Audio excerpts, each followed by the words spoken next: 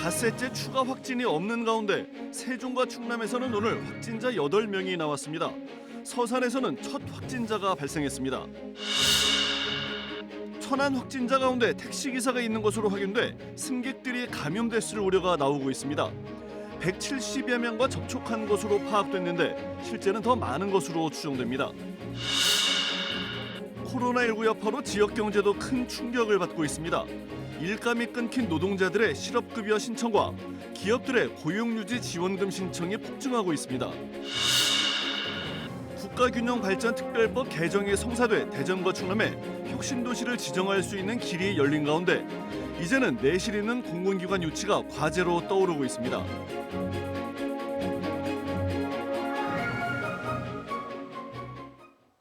시청자 여러분 안녕하십니까? 이어서 대전, 세종, 충남 소식 전해드립니다. 오늘 우리 지역에서는 코로나19 확진자가 8명 발생했습니다.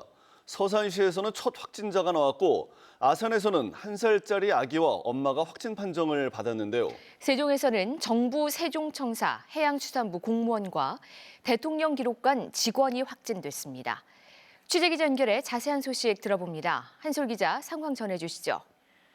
네, 오늘은 충남에서 6명, 세종에서 2명의 확진자가 추가됐습니다. 충남은 천안과 아산에서 2명씩 늘었고 서산에서도 처음 2명이 확진됐습니다. 특히 아산에서는 40대 엄마와 1살 남아가 확진됐는데 경북 경산에 사는 해당 여성의 친정가족도 코로나19에 감염된 것으로 알려졌습니다. 서산에서 처음 나온 확진자는 대산 석유화학단지 내 하나토탈 연구소에서 근무하는 50대 연구원과 부인입니다. 충남도와 하나토탈은 해당 직원이 일하던 연구 이동 건물을 임시 폐쇄하고 접촉 의심자 164명을 자가격리한 뒤 역학조사 중입니다. 세종에서도 확진자 2명이 추가됐는데요.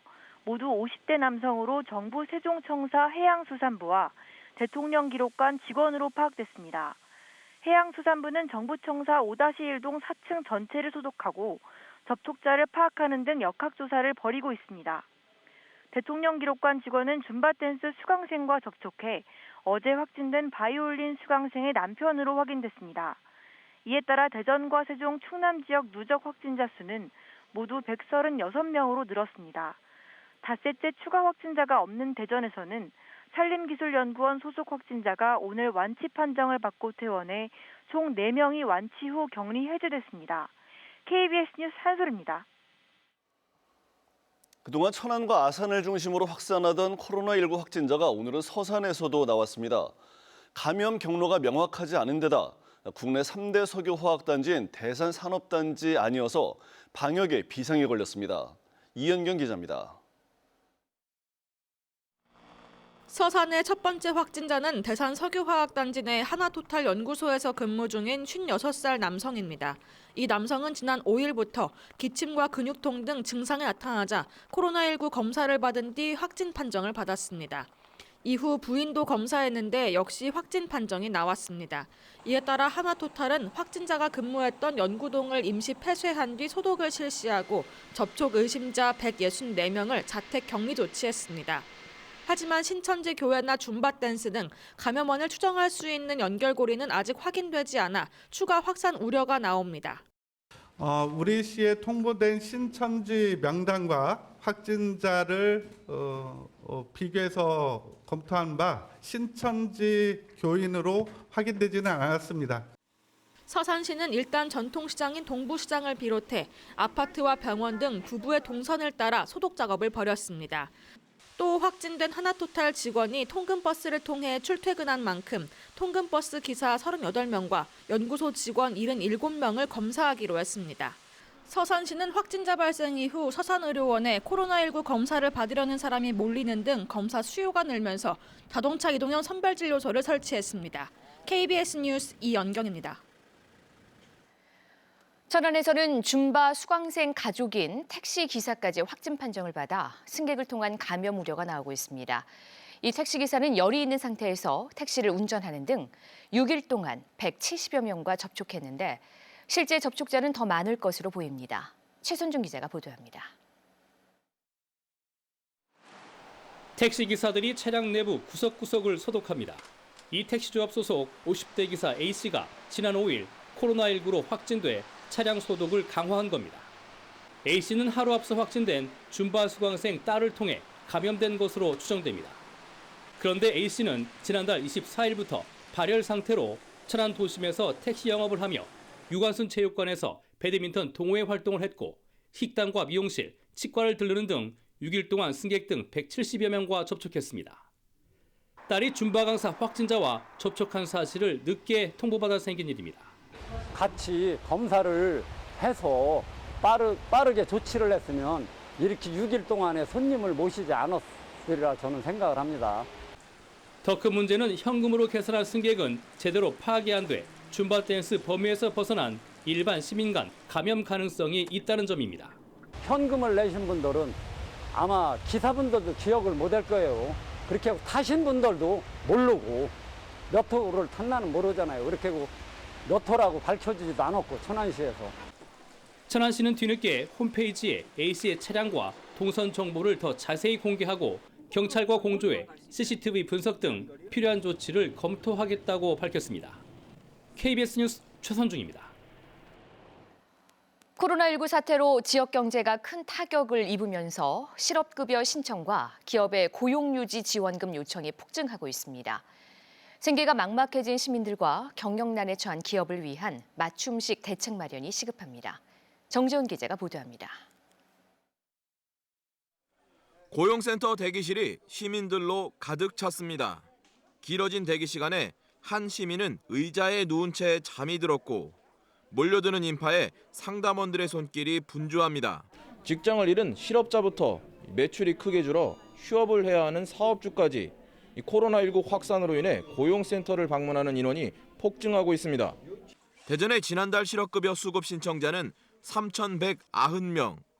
지난해 같은 기간에 비해 30% 급증했습니다.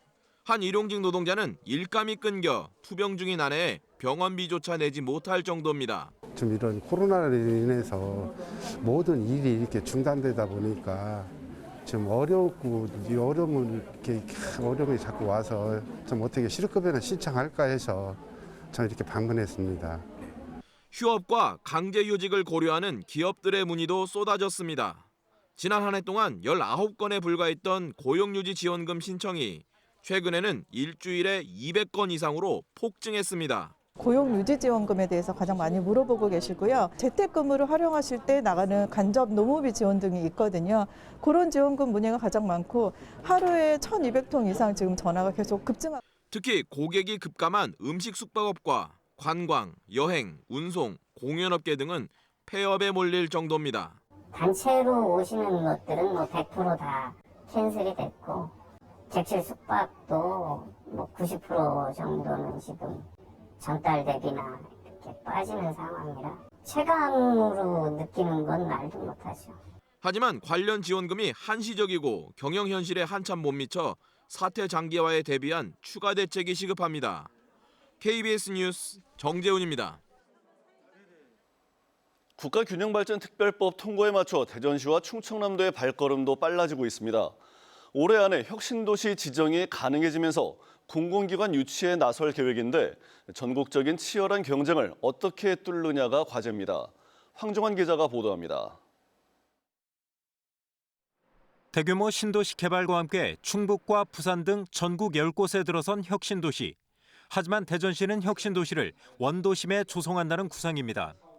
원도심 재생과 연계하고 이것을 지역사회 균형 발전으로 나아갈 수 있도록 혁신도시를 추진하겠다는 그런 의지를 표명했고 충청남도는 정주 여건이 취약한 내포신도시를 혁신도시로 지정해 환황해권 중심도시로 육성한다는 의지입니다.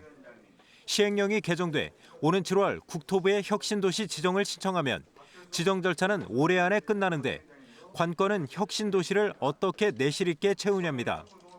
정부가 추진 중인 2차 지방이전 대상 공공기관은 120여 개. 대전은 대덕특구 등과 연계해 과학과 교통, 지식산업 관련 기관을, 충남은 해양, 에너지 등과 관련한 20여 개의 공공기관 유치가 목표입니다. 공공기관 이전했을 때 그 직원분들이 이 내포신도시에 오는데 주저함이 없도록 정주 여건을 최대한 확보하고 마련하겠다는 말씀입니다. 문제는 전국의 혁신도시도 추가 유치에 사활을 걸고 있고 소위 선호기관의 경우 정무적 판단도 크게 작용할 수 있다는 점입니다. 혁신 생태계 구축 가능성이 가장 중요하겠고요. 그래서 우리가 그 논리를 개발을 하고 그다음에 그 기관들과 사전 조율을 하면서 공감대를 형성하는 것이 매우 중요하다고 생각합니다. 지역의 역량을 결집해 혁신도시 지정에 근거를 마련했지만 이제 혁신도시를 내실 있게 채워야 하는 더 큰 과제가 앞에 남아 있습니다. KBS 뉴스 황정환입니다. 오늘 오전 7시 15분쯤 아산경찰서 배방파출소 2층 숙직실에서 A경위가 머리에 총상을 입고 숨져 있는 것을 동료가 발견했습니다. A경위 주변에서는 389경 권총도 발견됐습니다. 경찰은 야간 근무 중인 A경위가 휴게 시간에 숙직실에 간 뒤 내려오지 않아 동료가 찾으러 올라갔다 숨진 것을 발견했다고 밝혔습니다. 경찰은 A경위가 스스로 극단적인 선택을 했을 가능성에 무게를 두고 자세한 경위를 조사하고 있습니다. 미래통합당 공천에서 컷오프된 이인재 전 의원이 무소속 출마를 시사했습니다.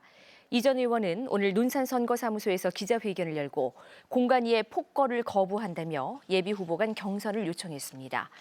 이 전 의원은 경선이 시행되지 않으면 당을 떠나 총선 승리를 쟁취한 뒤 돌아오겠다고 말해 무소속 출마 가능성을 열어놨습니다. 이 전 의원이 무소속으로 출마하면 논산계룡 금산은 민주당 김종민 의원, 통합당 박우석 전 조직위원장과 3파전이 될 가능성이 높습니다. 민주당이 천안시장 보궐선거 후보로 당내 경선을 통해 청와대 행정관 출신의 한태선 예비후보를 확정했습니다. 이에 따라 4.15 총선과 함께 치러지는 천안시장 보궐선거에는 민주당에서는 한태선 예비후보가, 통합당에서는 박상돈 예비후보가 확정됐습니다. 대전 세종 충남 뉴스를 마칩니다. 고맙습니다. 프로야구의 개막도 결국 연기됐습니다. 국내 4대 프로스포츠가 모두 전면 중단되는 건 사상 처음입니다. 이준희 기자가 보도합니다.